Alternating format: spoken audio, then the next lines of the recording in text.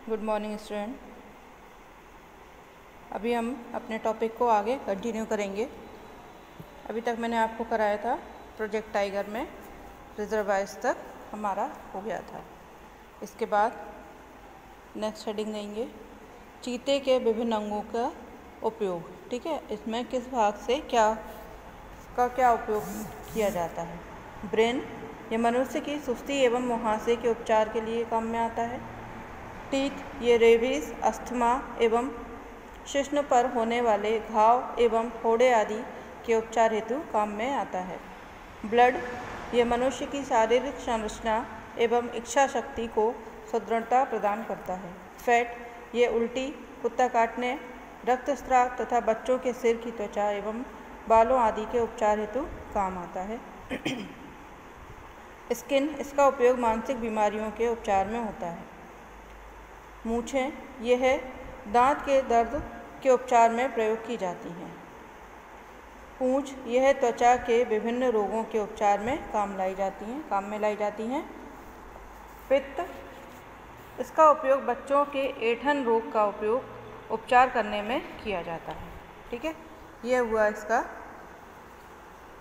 चीते के शरीर से प्राप्त अंगों का उपयोग करके जो है बीमारियों का उपचार करना। अब है भारत में वन्य जीवन प्रबंधन, wild life management in India. अब इसमें क्या होता है। भारतवर्ष में अनेक वन्य जंतुओं की जातियां विलुप्तता की कगार पर पहुंच गई हैं तथा ऐसी जातियों की संख्या प्रतिवर्ष बढ़ रही है। वन्य जंतुओं को विलुप्त होने से बचाने के लिए भारत में इन जंतुओं की सुरक्षा एवं अन्य जंतुओं के प्रबंधन हेतु कदम उठाए गए हैं। भारत सरकार ने विगत वर्षों में वन्य जीवों की सुरक्षा को उच्च प्राथमिकता देकर इस कार्य की जिम्मेदारी एक पृथक पर्यावरण एवं वन मंत्रालय को दे दी है। इस मंत्रालय का कार्य संपूर्ण वातावरण की सुरक्षा करना भी है। इस मंत्रालय के अधीन वातावरण, वन एवं वन्य जीवन विभाग बनाया गया है, जिसका कार्य केंद्र एवं राज्य सरकारों के बीच समन्वय स्थापित कर वन्य जीवन सुरक्षा हेतु निर्धारित किए गए कार्यों की तेजी एवं विश्वसनीयता पूर्वक लागू करना है। वन्य जीवन प्रबंधन के उद्देश्य, aim of wildlife management. वन्य जीवन प्रबंधन के उद्देश्य निम्न है। जंतु जाति को नष्ट किए बिना प्राकृतिक वास स्थानों की सुरक्षा करना। ठीक है, मतलब उस स्पीसीज को नष्ट किए बिना और उसको नेचुरल हैबिट में रखना और सुरक्षित रखना। सुरक्षित क्षेत्रों जैसे राष्ट्रीय पार्क, अभ्यारण्य, बायोस्फीयर रिजर्व द्वारा जीवित जातियों की सुरक्षा करना। पौधों तथा जंतु जातियों हेतु बायोस्फीयर रिजर्व स्थापित करना। कानूनों द्वारा वन्य जीवन की सुरक्षा करना। ठीक है, ये सब हैं इसके उद्देश्य। फिर है other methods for preserving wild life, वन्य जीवन परिरक्षित करने के अन्य तरीके। पूर्व स्थापित क्षेत्रों आदि की दशा को और बेहतर बनाकर, जैसे राष्ट्रीय पार्क, अभ्यारण्य। दुर्लभ पौधों तथा जंतुओं एवं उनके उत्पादों के निर्यात पर प्रतिबंध लगाकर।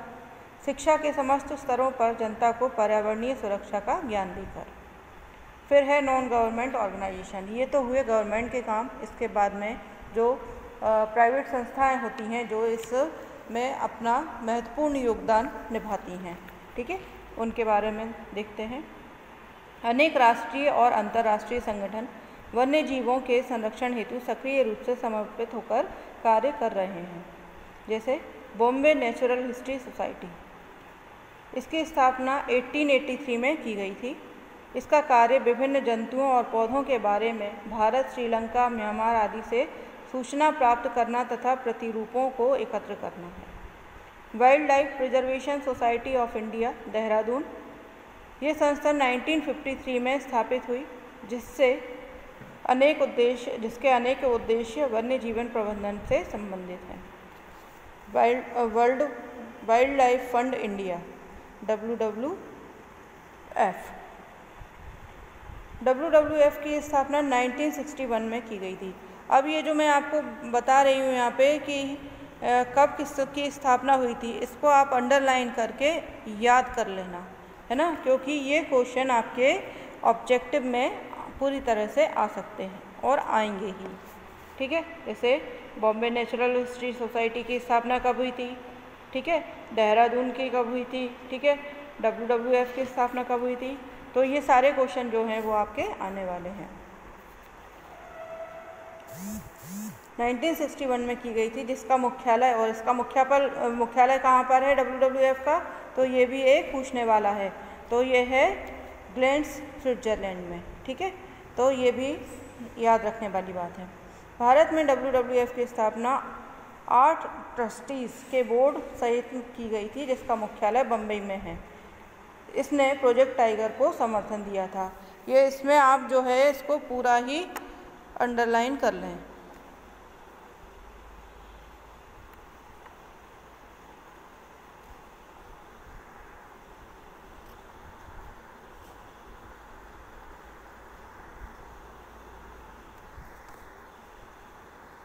ये पूरा आप इसको जो है अंडरलाइन कर लेना, क्योंकि इसमें कमेटी में कितने लोग बैठे थे ये भी पूछा जाता है।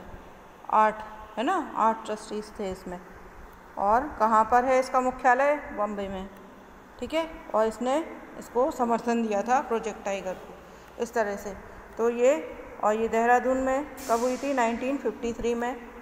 बॉम्बे में 1883 में। इस तरह से जो है क्वेश्चन जो इसमें बन रहे हैं वो आप अंडरलाइन करके इनको याद करते चलना। फिर है गवर्नमेंट ऑर्गेनाइजेशन। इनमें क्या है? विभिन्न राज्य सरकारों एवं केंद्र सरकारों ने वन्य जीवन संरक्षण हेतु विभिन्न कानून बनाए, जिनमें से कुछ हैं जैसे Madras wild elephant preservation act. ये बना था 1873 में। ठीक है, इसको आप अंडरलाइन कर लेंगे। Madras wild elephant preservation act कब बना था? 1873 में। ठीक, इसके बाद all India elephant preservation act कब बना था? 1879 में। ये जो टॉपिक हमारा चल रहा है इसमें आपको बहुत क्वेश्चन जो हैं मिल जाएंगे, जो आप आसानी से तैयार कर सकते हैं। The wild birds and animals protection act 1912 में। Bengal rhinoceros preservation act 1932।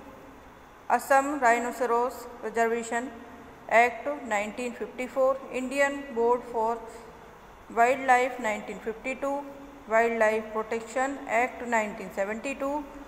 Establishment of natural parks, sanctuaries and zoological gardens. India become a party to sites of wild flora and fauna. अब फ्लोरा एंड फोना का मतलब आप समझते होंगे। Flora का means होता है फ्लावर से, है ना, प्लांट से। तो ऐसे आप इसको याद कर सकते हैं फ्लोरा और फोना में डिफरेंस, कि फ्लोरा फ्लावर से हो गया, फ्लावर किस में होते हैं? प्लांट में होते हैं ना। और फोना क्या होगा? हो जाएगा एनिमल्स से रिलेटेड। ठीक है, तो जिसमें जंतुओं के बारे में अध्ययन किया जाता है या जंतुओं की जहाँ बात होती है वो फोना से आते हैं। ठीक है, in 1976 CITES conservation of international trade in endangered species, Indian national man and the biosphere committee 1972 for biosphere reserves. Project to conserve individual endangered species like crocodiles, lion and tiger। ये कब बना? 1973। National wildlife action plan 1982 endorsed by IBWL। ये बना 1982 में। ठीक है, तो इस तरह से ये आपको पूरे याद करने होंगे। इनको आप लिख के याद करेंगे, हो जाएंगे आसानी से। फिर है Indian board for wild life. ये भारत सरकार की मुख्य सलाहकार संस्था है। यह 1952 में स्थापित की गई थी, जिसका उस समय नाम central board for wild life था। बाद में इसका नाम बदलकर IBWL कर दिया गया। ठीक है, फिर है इसका संरक्षण, जैविक विविधता का संरक्षण, कंजर्वेशन ऑफ बायोलॉजिकल डाइवर्सिटी। वन्य जंतुओं के संरक्षण हेतु अनेक सुरक्षित क्षेत्र बनाए जाते हैं। सुरक्षित क्षेत्रों की अलग अलग श्रेणियां होती हैं, जिनका प्रबंधन अलग अलग उद्देश्यों हेतु किया जाता है। जैसे राष्ट्रीय park national park, sanctuaries, biosphere reserves, natural reserves, natural monuments, cultural landscape आदि। ये क्षेत्र नाप, आकृति, उद्देश्य और प्रबंधन की प्रभाविता से परिवर्तित हो सकते हैं, किंतु सभी मिलकर जैव विविधता के संरक्षण को ठोस आधार बनाते हैं। फिर है नेशनल पार्क एंड सेंचुरीज।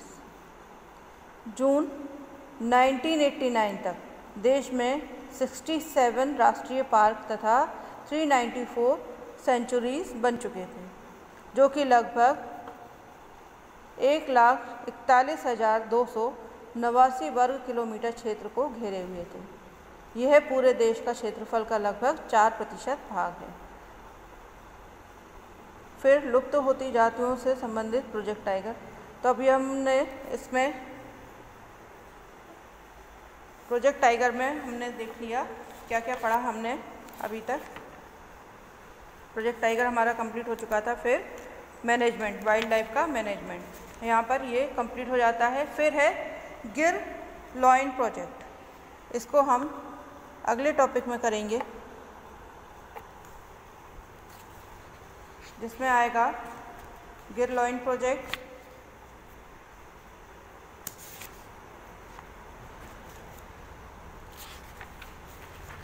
और इसके अलावा कुछ सेंचुरीज है ना, सेंचुरीज के बारे में हम करेंगे।